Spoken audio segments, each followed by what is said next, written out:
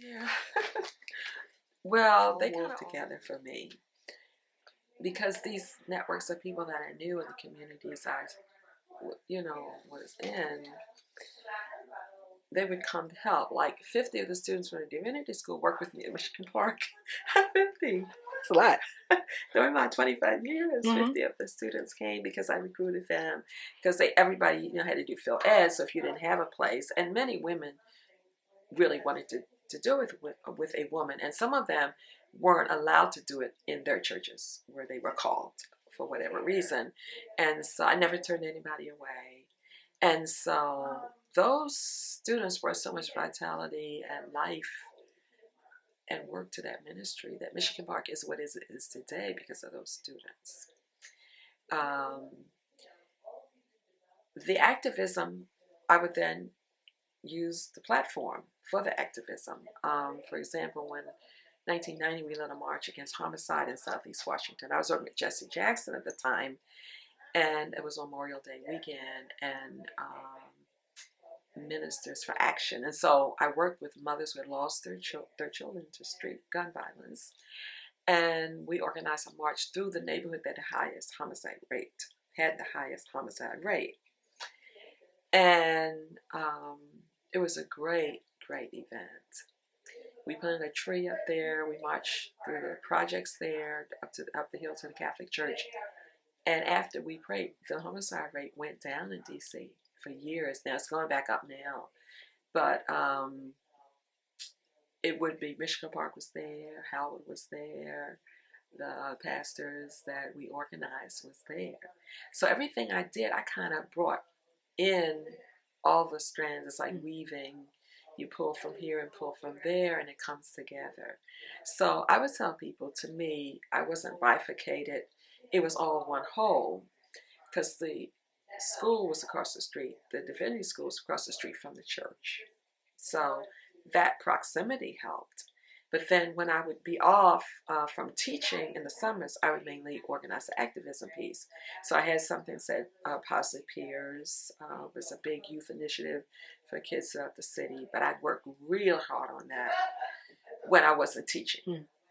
After May 15th, and I could turn my attention to now organizing for that.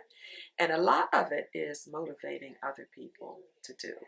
So people catch the vision, they like your vision, and they will help to carry some of the weight of all of that. So if I organized a march at the South African Embassy, or putting up anti-apartheid signs, the church was right with me and my students were right beside me. Not all the students, not all the parishioners, but there were, helpers and workers from both sides of the street. So it was all just one whole for me, because I stressed the prophetic ministry of my teaching and preaching, and the next was to go out and do something or have something. And you're either teaching something or doing something or learning something all the time. And it never made a difference to me, but I was always that kind of person. I never compartmentalized. It's like a mosaic that just comes together to the one big picture. So it's all ministry for you, the teaching, yes, the activism, everything was ministry for me. Yes. What was the most difficult part about that?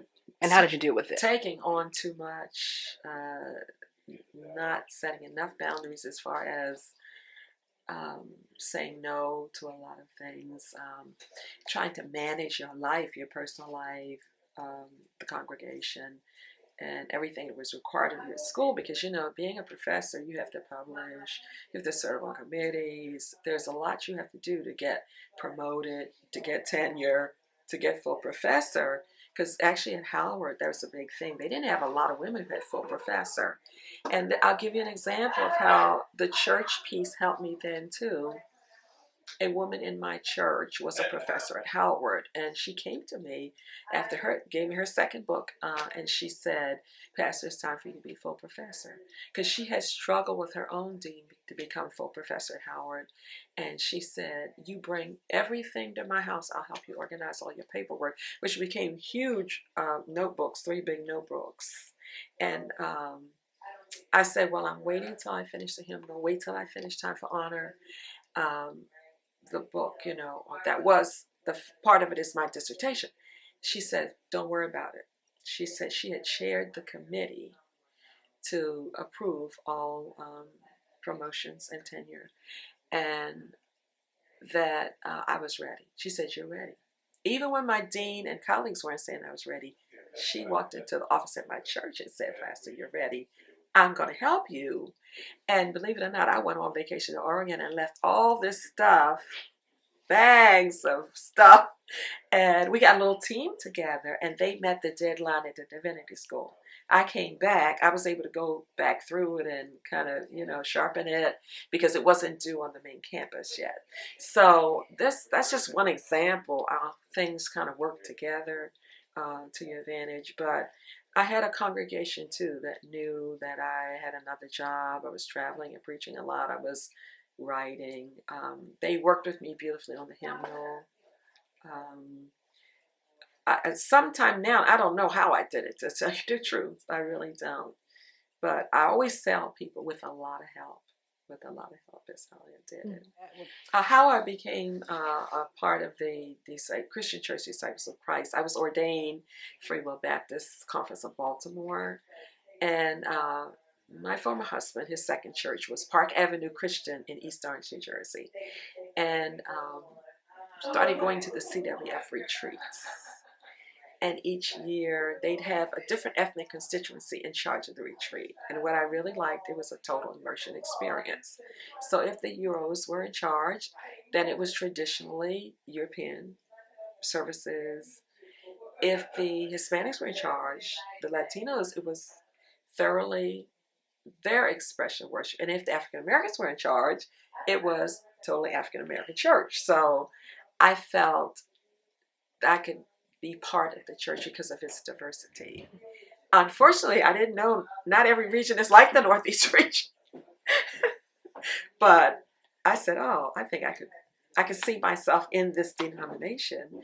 And so I did go to the Commission of Ministry to transfer my ministerial standing to the Christian church in 1973. Mm-hmm. Well, there were periods when I was a pastor's wife. I had a baby at each of my former husband's churches. I loved those years of raising the kids, and I was going out and speaking, but I didn't have any administrative responsibilities for ministry. At that time, I wasn't a pastor. So I was able to get people. My mom lived with me for a while. We had another friend from Bermuda. She lived with us, helped take care of the kids while I'd be on the road. We had someone come in initially during the day when Susan was a baby. So we had to just be creative and resourceful as far as meeting the needs of the children.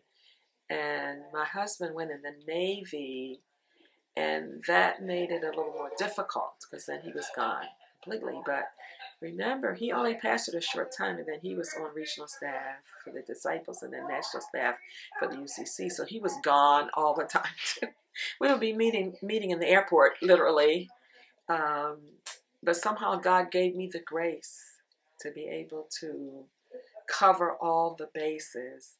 Now, did I do it well? For a while I did it well, but later in life I felt like I'm not doing well with all of these pieces because I think I overfunctioned. Because I could.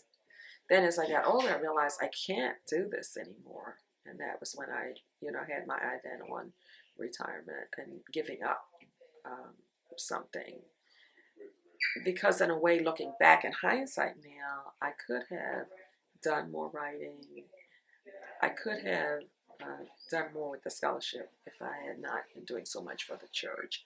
But I always loved the church. The scripture that said, I was glad when they said unto me, let us go into the house of the Lord. That is a big part of who I am and had always been and always will be. And my dean, he was just wonderful, Dean Lawrence Jones.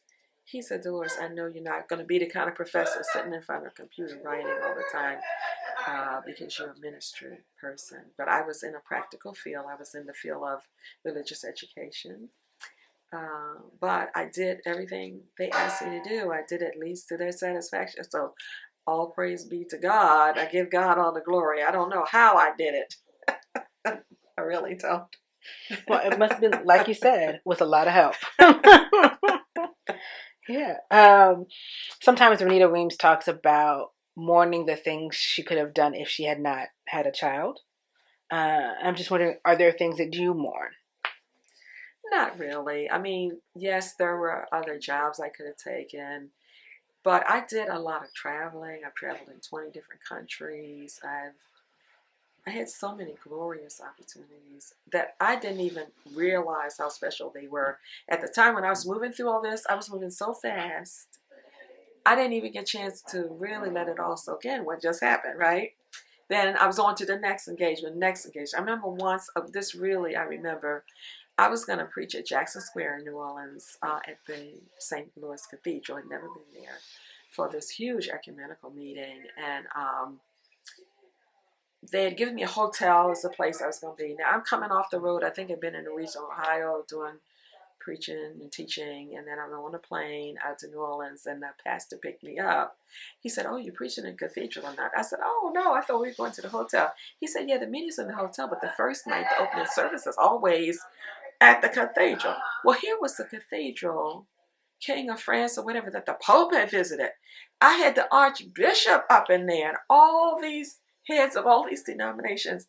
And it was high church. I mean, they had their robes, they had the censers, and I'm in my little blue suit, getting ready to preach it. Like, I had no idea what I was stepping into. And there were so many times that people believed in me or had heard me, wanted me to put me in certain situations that were beyond my grasp, really. And once I got there, I just did my thing. Like they say, just be you. But I wish I could have given a little more forethought, and then especially a little bit more reflection than before moving on to something else, of how great that moment was. That was a great moment. It's just like when I went to Ethiopia, and through the good graces of Reverend Phyllis Bird, who is my friend in Kenya, I went with many Presbyterians, and she made sure I was in the program. So here we were in Addis Ababa. I'm teaching Bible study to all these African Christian leaders, and was the worship leader for the first diaspora service. And here are all the nations, Christian nations of Africa in front of me. I said, "Oh my God, this is so awesome." So I think overscheduling. But then maybe that's the way God wanted it to be, to just pass in and out of these experiences. But I did have some very tremendous ones all over the world, and in almost every state in the United States, and people just wonderful, just wonderful. I remember the first time when I hit Ebony as one of the great black preachers in America.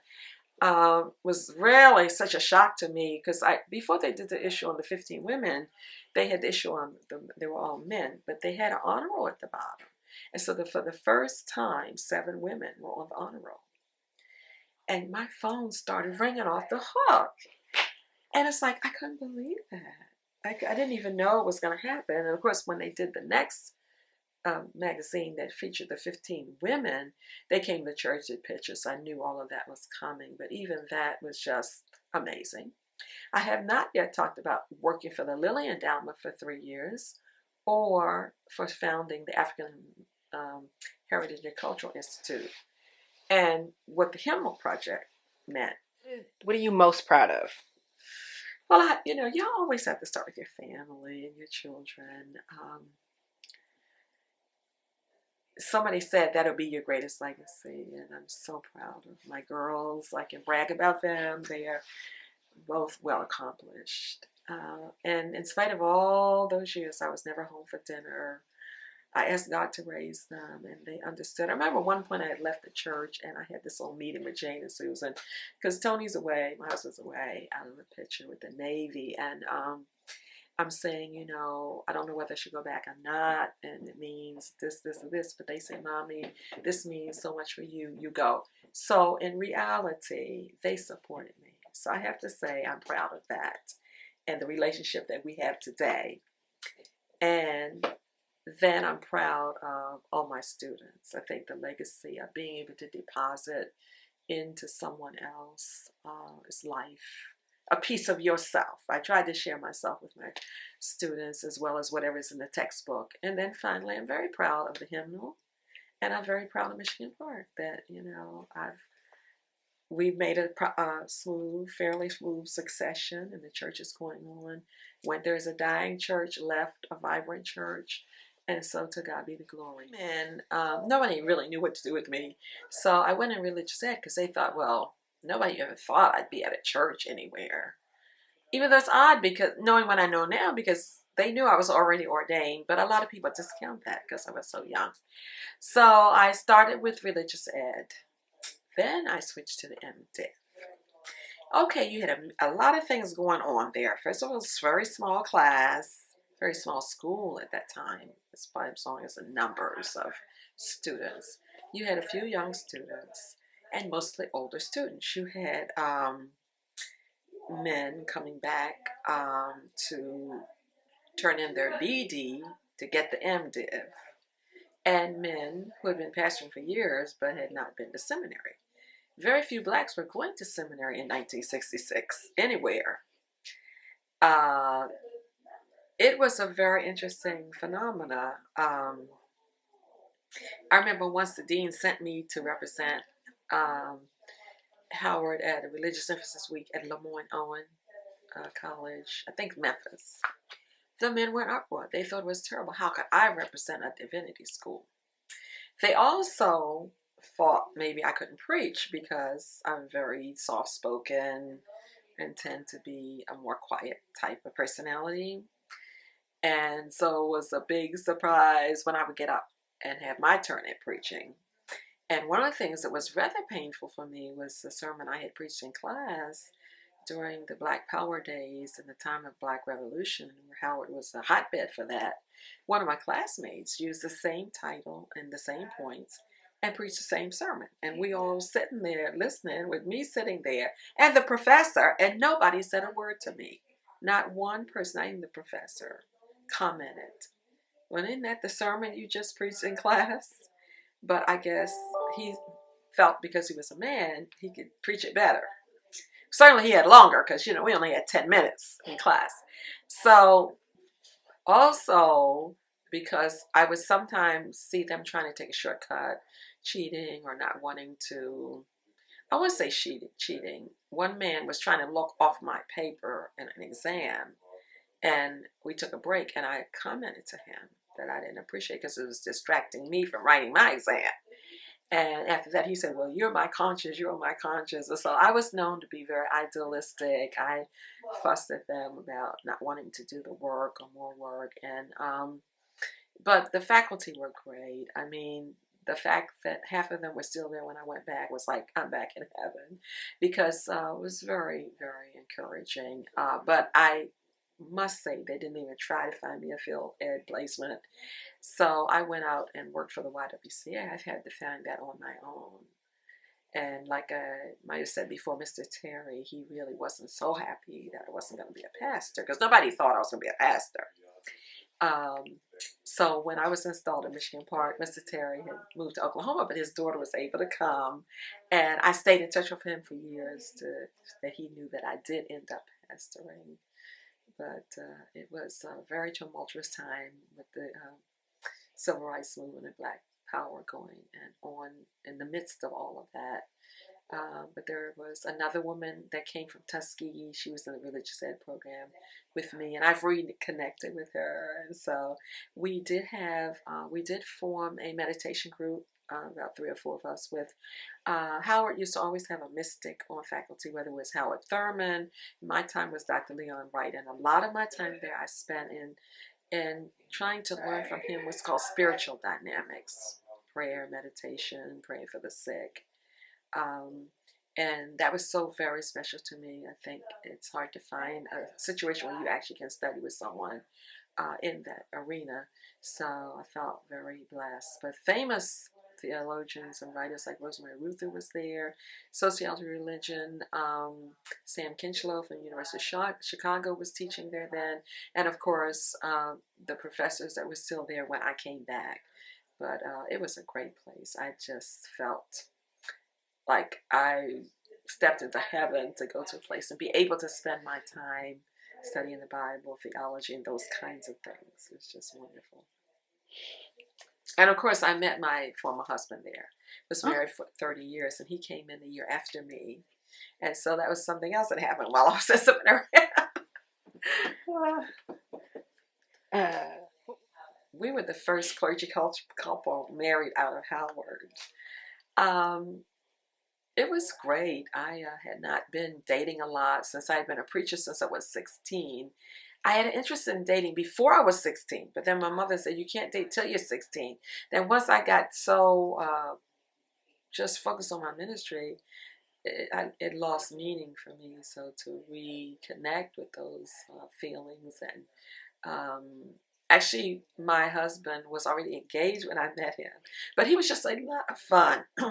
And we ended up working at the YWCA together. He ended up driving my car because he didn't have a car, and we did everything together. Those were happy days. So that also is a happy memory. What do you think was the most impactful experience in seminary? Most of that. Well, I'll say this way, because I tell my students this: whatever you're working on here, you're going to be working on the rest of your life. And one of the members of my congregation, Michigan Park Christian Church, she later came to Howard Divinity, and she went in the library and found my master's thesis, and I was a student there.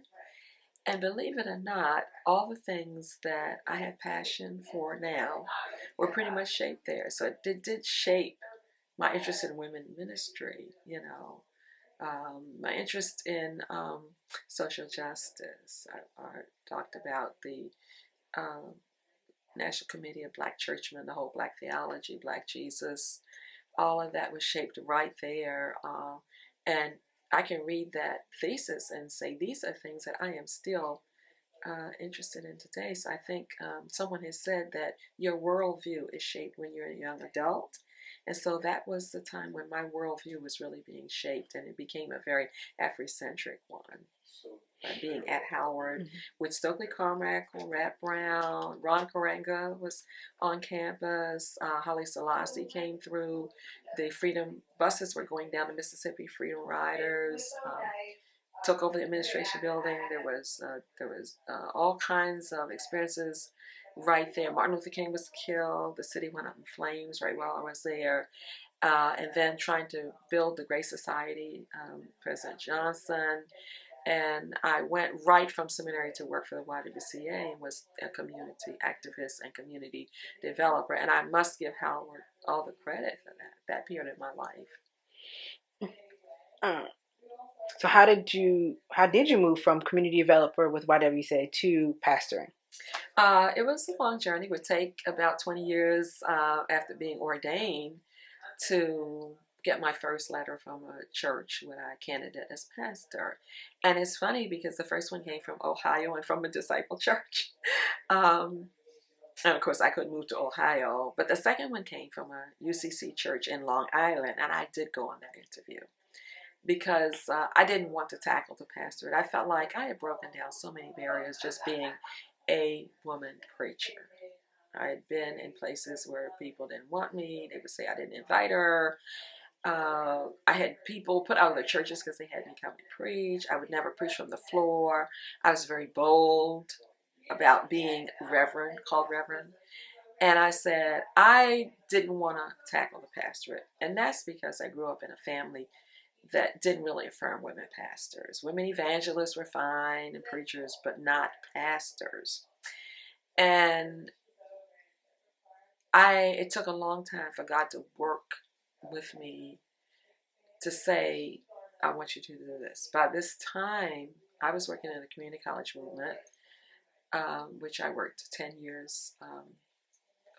years at Essex County College in Newark, and built it from the riots, the ground up, did a lot of community development and built the college, and was a dean there, and was doing disciple stuff on the side all over the country. All of my free days I was spending in the disciples, whether conventions or consultations or regional assemblies or whatever.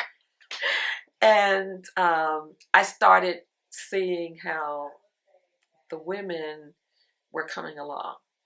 Now coming behind me were people like Cynthia Hale and Brenda Caldwell and other who was at Lexington Theological, and they were it was just tough for them back then. Not Cynthia, I'm not mentioning her, but I do remember some of the other women were in situations that were tough. So I started trying to just encourage them. And so then they started talking to me about how they needed me to pastor because, they felt that I would have opportunity that they couldn't get. It was important to have someone, as a front runner to do it. The other thing I started realizing when I went back to Howard as a professor, I chaired the first Women in Ministry conference at the Divinity School. So many of the women were either sick or impoverished who had their MDivs. And it was heartbreaking to me to see. They had invested so much money in all this education and to see that they weren't really flourishing in the ministry. And a lot of them would get a church. They wouldn't stay. They would move on. They'd pastor for a little while. So we didn't really have much of a track record. And neither did we have much research on it. And so my dissertation was on Black female MDiv graduates. So the research itself kind of put me in a position of saying, maybe God is calling me, since I have a passion for this, to consider being one to step into that arena and to say yes. So after I went to Long Island, and these people really acted like they wanted me to be their pastor, I mean, after all those years, it was wonderful, but it was so shocking to me that this is going to happen now. After all I've been through, right? I've been through so much sexism and discrimination, been confronted with it. And of course, thank God, overcame it. But the reality that now is the time, which was the 80s. So on my way home from Long Island, 80 miles from my house that night, I taped the prayer. There's a little cassette somewhere in my house where I said to God, I can't go to Long Island now. It's too far. My husband was in the Navy and was gone. I had 2 little children. It was impossible. I said, but if there is some, and I said it this way, small group of people somewhere that would call me to be their pastor, I'd be willing to go. Because I really felt by this time I had to say yes to God. And when I said yes to God, I didn't know how it was going to unfold. But soon thereafter, because my husband, Navy, brought him to Washington, I was talking to the regional minister of the capital area, and he said there are 2 churches open right now. And I already had the job at Howard, so he said one of them would never consider someone with another job, but one will. So I took the one church, interim pastor at a predominantly white congregation in Silver Spring. And that other church that he said would never consider another candidate was Michigan Park. And I had no idea I would become pastor of Michigan Park, but as the Lord would have it, then it did happen. So I made that commitment for the long haul. And I knew it would be more important if I could stay over the long haul and show that a woman can be in the trenches, a woman can take the battle scars of the pastorate, a church can flourish, it can grow, and that a congregation can love their pastor, whether male or female. And that was what a lot of my life was about. When did you have fun? Or what did you do for fun? Believe it or not, most of my friends turned out to be ministers, so we did some crazy stuff together. Even when I was a teenager, we loved to go to church, but after church, we'd go out and eat, we'd go play basketball on the basketball court, I did a lot of swimming, in my high school, the only Black teacher in my high school was my cousin, and she was head of the phys ed department. So basketball was my thing, but I hurt my finger, so I had to do volleyball, school team volleyball, and table tennis. Then everybody had to learn to swim. But when I was young, I did a lot of biking. When I was a teenager, I did a lot of swimming. And we had our own form of fun. We had parties too. People said, well, don't you feel like you missed something, as a teenager? I probably did, but I had a lot of other good times in place of it. And we did. We laughed. We had fun. We cut up. In fact, I can tell you, one of my revivals was Milwaukee, Wisconsin, and I was the preacher, and my organist was 12. And we used to have pillow fights after church, pillow fights. But we had our own parties and our own way of having fun, with just going to conventions and dressing up, shopping. We were just typical kids, really. Of course, we didn't do the smoking, the drinking, the drugs, but there was a lot of other things going on. So, Yeah, I'm sure. when I look back over my life, it couldn't have been richer. It's diverse. I rub shoulders with great people, great people. So I say to my mom sometime, I did good. And she said, yes, you did. I